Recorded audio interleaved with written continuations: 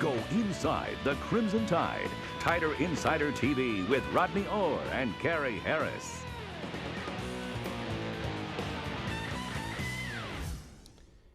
It certainly wasn't what Alabama fans expected. The Crimson Tide defeated in the All-State Sugar Bowl by Ohio State 42-35. A final heave for the end zone was intercepted by the Buckeyes, and they, not Alabama, will advance on to the first ever college football playoff national championship game next Monday night in Dallas against the Oregon Ducks. And with that, we say good evening, everybody, and welcome in to Tider Insider TV, presented each and every week by Buffalo Rock, bottlers of great Pepsi products, just like ice cold Pepsi. I think it's good and cold. It is. Once again, no sound effect tonight. Hate that when we don't have the sound effect, but it sounds good and tastes good going down. I can assure you of that. Alongside Rodney Orr from TiderInsider.com, I'm Gary Harris. Rodney, it was a game for Alabama that was full of mistakes and missed opportunities. And when you look back at it, the Crimson Tide players and coaches probably will say, you know, if we'd have done this, we would have won the game if we had done that. But that seems to be the nature of just about every Alabama loss, because the Tide is so good and talented that nobody really ever blows them out, you know, where it's like Florida State got beat by 39. That doesn't happen to Alabama, so it's always a case of wouldas, couldas, and shouldas, it seems. Yeah, a lot of missed plays, Gary. You know, you can, start from the very beginning. I mean, Alabama didn't really get off to a good start initially, and then, then jumped out to a 21-6 lead. And I thought they had Cardale Jones on the ropes there early. I didn't think he had confidence. He's a young quarterback with not a lot of experience. And then once they got down 21-6, he made a couple of third down plays, and they got back in the game and cut the lead to 21-20 at halftime. And then you knew it was going to be really difficult in the second half. There's Blake getting that pick six, put Ohio State up 35-21, 34-20, whatever it was. But certainly gave them an advantage, Gary, that Alabama had to overcome at that point. And it was too much. You mentioned the pick six. There was also the interception by Blake right after the short punt. Alabama had first and 10 at the 24, and he throws an interception down by the goal line. But we talked about the plays that affected the outcome. Some people have talked about the plays that should have been run that could have affected the outcome, and I'm talking a lot about Derrick Henry. He was a hot back, and I agree with some people that say he didn't run it enough. They had a hard time stopping him, particularly around the left side, and there was a long stretch there where he didn't get the football. Yeah. We all agree Lane Kiffin's done a terrific job, but Rodney, this probably wasn't his best game from a play calling standpoint. And again, I think sometimes, maybe those calls weren't bad calls in some games, or particularly the call after the punt had bounced back. Alabama took over. It was 34-28. They took over at the Ohio State 23-yard line on first down. They have Blake throw the pass in the end zone. It was intercepted. And, Gary, that's a play right there that you think when you look at that and you say, well, maybe my quarterback's not having his best game, and we know that number 27's in beast mode.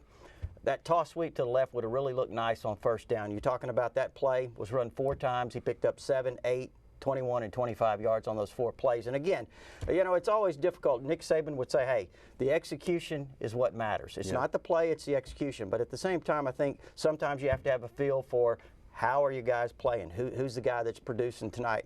That night, it was number 27. Yeah, hindsight always 20/20, but maybe that play could have been executed better than the other play. All right, after the game, obviously, Alabama was disappointed to have come up short. Here's Coach Saban and the players' reaction. Yes, it was a heck of a game. We had fun out there. We tried. Just a tough loss. Simply put, tough loss. Defensively, we were just trying to be on the same page and every given play and down, and they broke out on some big plays on us, and we just couldn't contain the edge at points. But other than that, we just try to fight all the way to the end and finish and get the ball back to our offense and to put points on the board. Yeah, man, it was a hard-fought game. We knew coming in it's going to be 4 quarters, and it seems like they just wanted more than we did. So they came out with the victory, and we just got to go back and get ready for next year. And here is the statistical breakdown.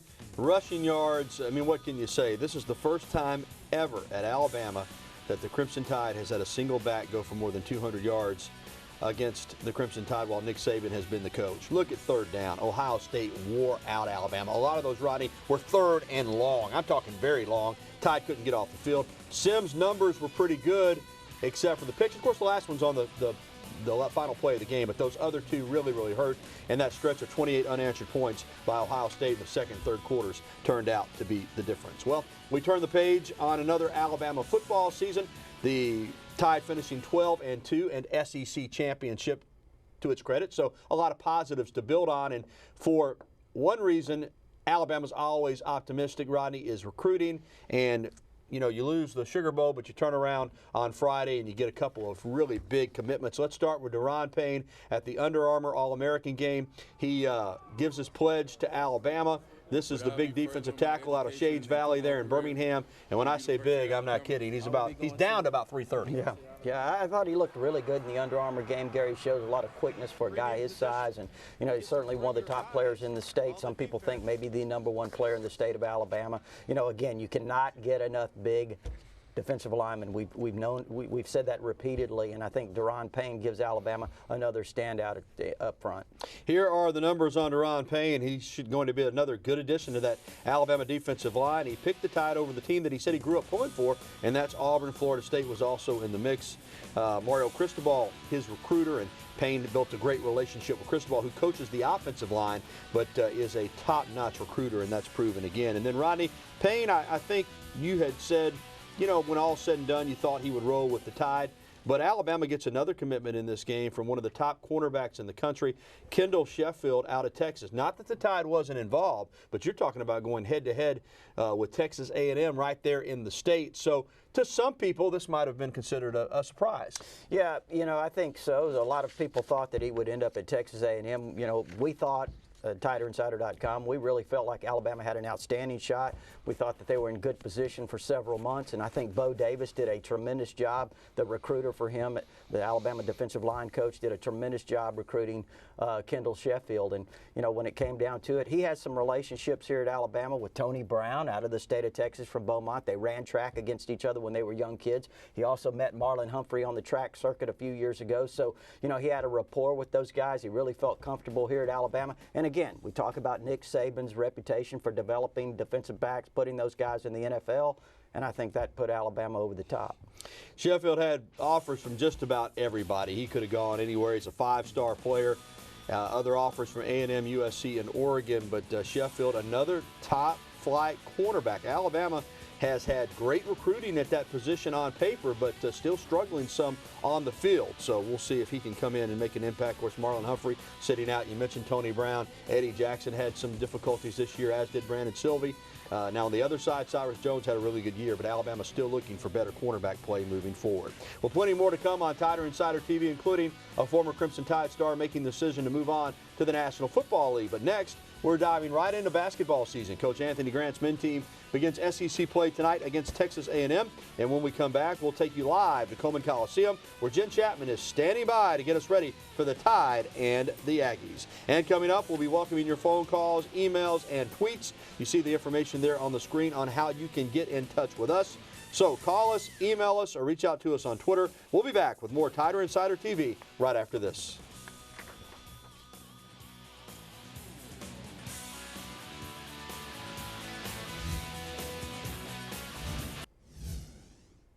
Last Friday night, Alabama men's basketball finished up its non-conference schedule with a 76-61 win over North Florida. It was the Tide's fourth win in a row and improved its record to 10-3 on the season. Michael Kessens led the way with 18 points and 12 rebounds against the Ospreys. Alabama also, of course, had that win over UCLA, so a pretty good non-conference record, 10-3. But tonight, the real action begins. That's because it's time to start SEC play, Rodney. And Alabama welcomes Texas A&M to the Coliseum tonight over at Coleman. That's where we're joined by WVUA and Tider Insider TV's Jenn Chapman. Jenn, I know the guys are excited and ready to get into SEC play against the Aggies. That's right, Gary, and tonight's game puts the Tide's perfect 9-0 home record to the test. Now, in the last two seasons, the Tide have gone for 16 for 18 at home against SEC opponents. So clearly, Tuscaloosa is where they want to be to open up SEC play.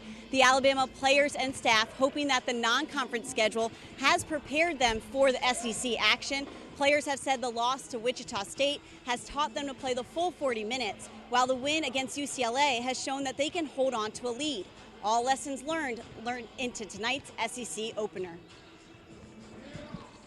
You know, I think our schedule was a great preparation for the SEC.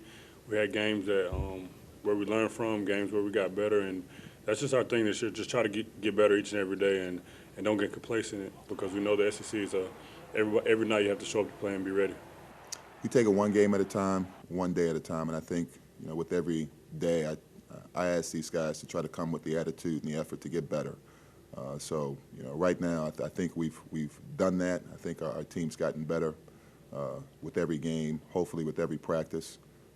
Every game brings a different challenge. Like we said, our focus right now is on Texas A&M. And here's the Tide's upcoming schedule. Saturday at Tennessee, then on the road against South Carolina, and of course a big one at home against Kentucky. We'll have tonight's highlights on WVUA Sports at 10. Reporting from Coleman Coliseum, Jenn Chapman for Tider Insider.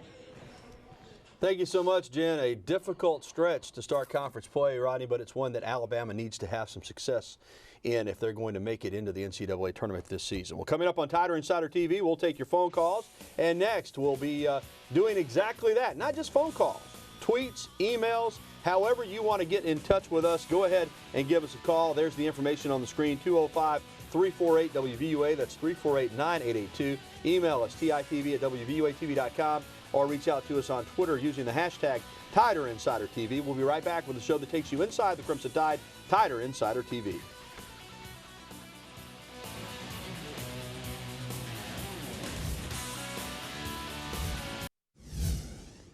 He never really got untracked in Tuscaloosa, but once D. Hart transferred to Colorado State, it was on. He was the leading rusher for the Rams this past season, but with Jim McElwain leaving to go to Florida, D. Hart's decided to forego his remaining eligibility and enter the NFL draft. A little bit of a head-scratcher to me, but good luck to D. Hart. Time now to head to the Med Center hotline, Rodney, and take some phone calls. First up, our buddy Joseph. Joseph, what's going on?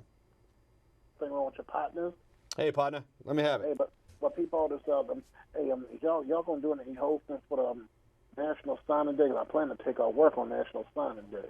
Well, it's a big day, and we're going to have our Tider Insider TV Signing Day special like we always do, Joseph. And Alabama, of course, through RollTide.com will have special coverage, and they'll be, rolling out those signings as they happen. So, yeah, I think it's a good idea to take the day off if you're an Alabama football fan, and you can take the day off. Yeah, we don't get the day off. No, we're working, but we're working doing what we like to do. It's fun. Yeah.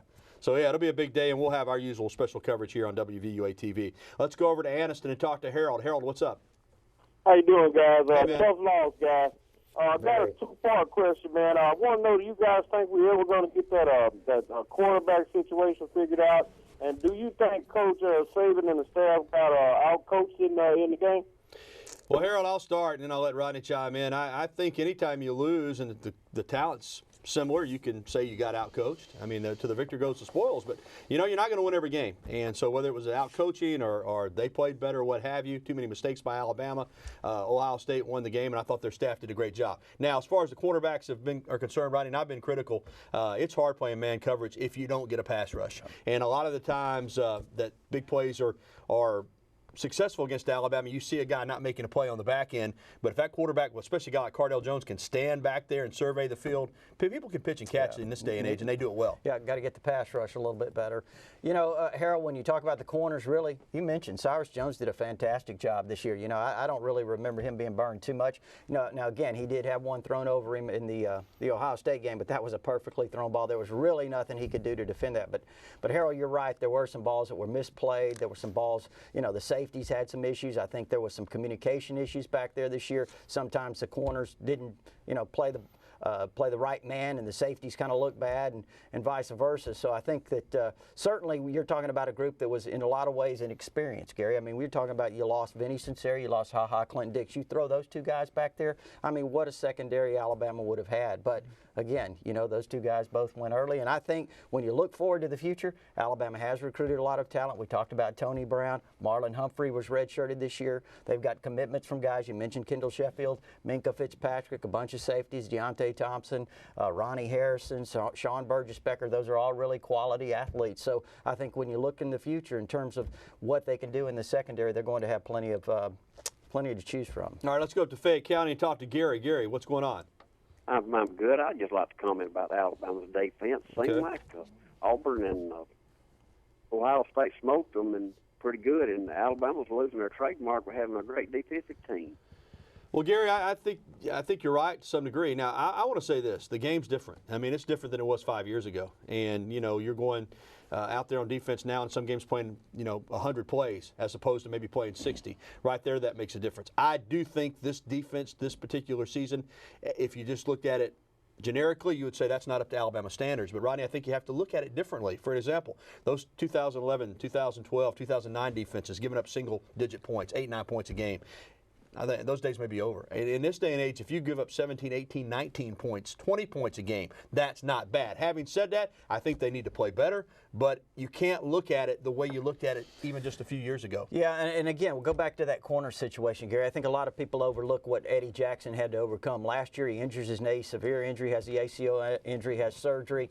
4 months later, he's back out on the football field. I mean, that's an injury sometimes it really takes, to be fully recovered and get your speed back completely. Sometimes that takes almost a year. You remember Dante Hightower in 2010. He really struggled 2011, came back, had a great year, and that was in 10 right after he had that surgery. So, again, I think hopefully with more time, Eddie Jackson will really fulfill the potential that he has. All right, when we come back, a top member of Alabama's athletic administration is going home. We'll discuss the move and also more of your phone calls, emails, and tweets. Again, there's the information on the screen on how you can get in touch with us. You're watching the one and only show that takes you inside the Crimson Tide. Tider Insider TV will return right after this.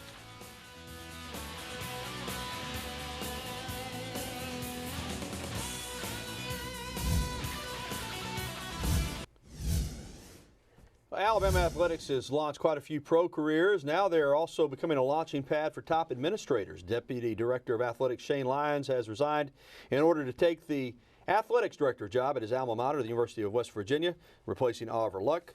West Virginia University. Lyons has been at Alabama since 2011 and did a terrific job. All right, let's head right back to the Med Center hotline. And first, before we do that, we got an email that we want to get to, Rodney, and this in regards to the freshmen for the Crimson Tide this past season from Kenneth and Wadawi. How many true freshmen played for the Crimson Tide this year? Well, Rodney, we looked it up, and we've got it at 11. Yeah, and that doesn't include the walk-ons, does it? I don't think so. Well, the walk-on kicker I did. Yeah, Gunnar Rayburn. Yeah, Tony Brown there, you see him. He certainly was a guy that started a few games, and, several of them did. And it just goes to show you, though, Nick Saban's willing to play, young players, Gary. You come in here, people on the recruiting trail constantly use that against Alabama. You're never going to play. 11 played this year. Yeah, I had the list of Tony Brown, Rayshon Evans, Josh Frazier, Sean Deion Hamilton, Deshaun Hand, J.C. Hassenauer, Hootie Jones, Gunnar Rayburn, Cam Robinson, J.K. Scott, and Cameron Sims. All right, let's go back to the Med Center hotline and talk to Carolyn in Birmingham. Hey, Carolyn, how are you?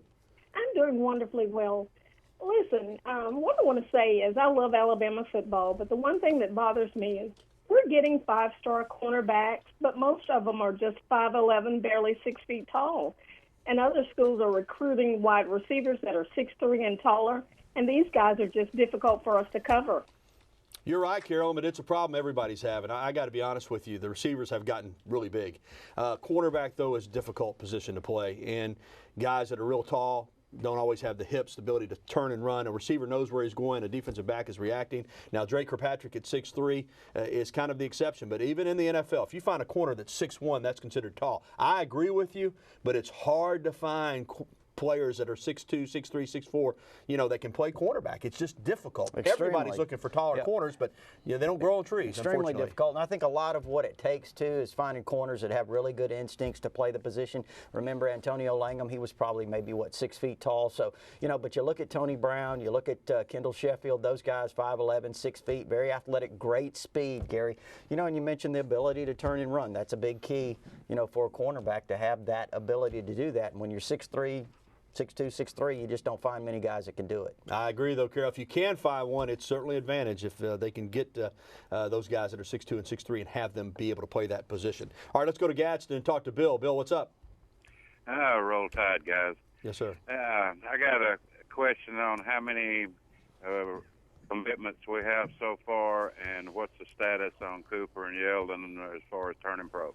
Well, real quick on Cooper and Yeldon, I think most people around the program expect both of those guys to go to the NFL. Cooper, it's almost a certainty. Yeldon, kind of a wait and see, but I wouldn't be surprised if he goes as well. Commitment-wise, where's the class stand right now, Well, Rodney? it's 24 again. Gary, you don't know if some of those may come off the list. But right now it's at 24, and I think you're probably looking at maybe 3 more spots or so, maybe 4 at the most. Because again, I think there could be some on that list that juggle. Some reshuffling. All right, LD in center, you got to go fast. What's up?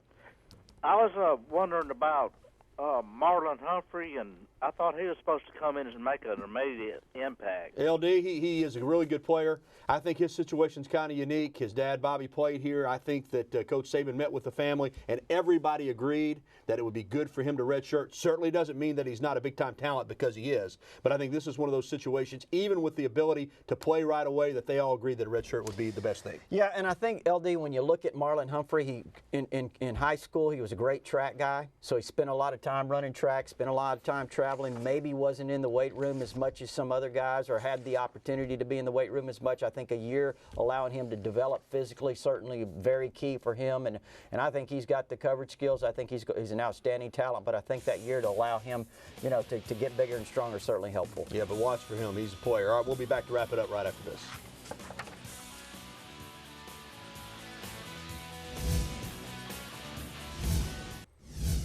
NFL wildcard weekend saw plenty of participation from former Bama players. Roman Harper's Panthers defeated Rashad Johnson's Cardinals, despite the fact that Rashad led the Cards with 8 tackles and a fumble recovery. The Panthers will face Seattle next week. Here's a look at some of the notables. C.J. Mosley just racks up tackles. He's a tackling machine. He had 9. Courtney Upshaw had a big game for the Ravens in that win over the Steelers as well.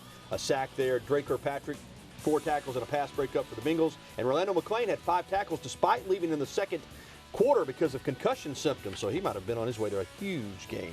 That's going to do it for the program for tonight. As always, our thanks to the Locker Room for providing us with original elephant wear. Check them out in person on the University Strip or online.